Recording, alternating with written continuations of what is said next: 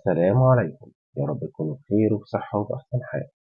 هنحلل النهاردة مباراة نهائي دوري أبطال أفريقيا بين الأهلي والترجي. طبعا كلنا شفنا المباراة بفوز النادي الأهلي على الترجي 1-0 إحراز رامي ربيعة. يلا نحلل المباراة في اللعبة الحلوة مع حسني.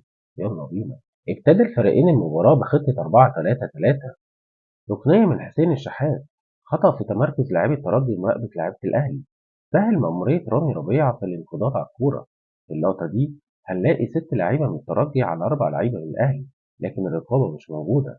ارتفاع أسامة أبو علي شغل لعيبة الترجي عن رامي ربيعة اللي كان واقف من الرقابة، نكش الكرة براسه وحزن الهدف الأول للنادي الأهلي.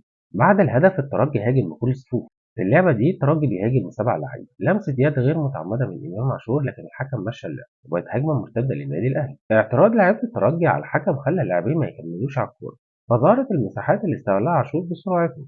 مدافع الترجي فكر تفكيرين، يضغط على عاشور ولا يرجع عشان يغطي نقص العدد الواضح في دفاع الترجي، وبالفعل رجع. إمام كمل على الكورة واختار الحل الفردي على الرغم من وجود 3 لعيبة فاضيين من الأهلي وكان ممكن يباص لأي حد فيهم. إمام حاول يرقص مدافع الترجي لكن اتقطعت منه، وصلت الكرة لأسامة أبو علي اللي هوش وهدي على الكورة، شاطها حلوة لكن بره الملعب. هجوم النادي الأهلي متكرر على مرمى الترجي خلى فيه ارتباك واضح من دفاع الترجي.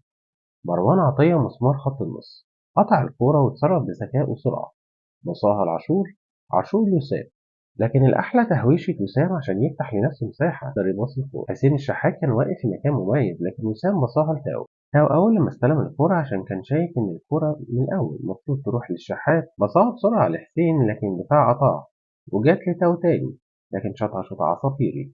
استلام هاني للكورة 2-1، ترقيصة واستلام.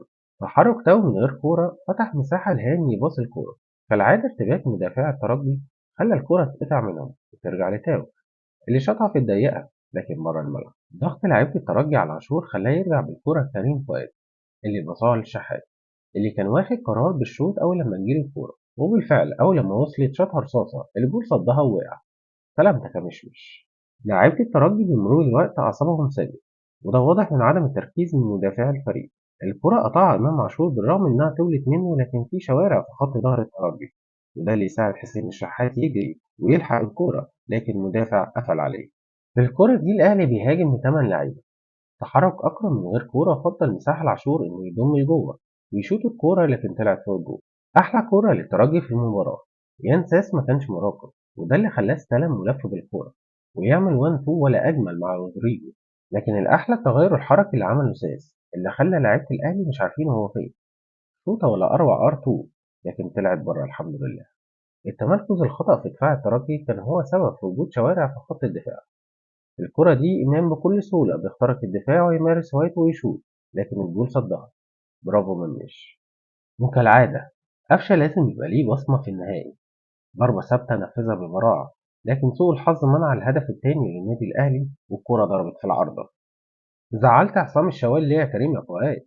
كده تنرفز الراجل وتخرجه عن شعوره. صح كريم فؤاد. وفي النهاية مبروك للنادي الأهلي البطولة ال 12 وعقبال ال 13 يا أهلي.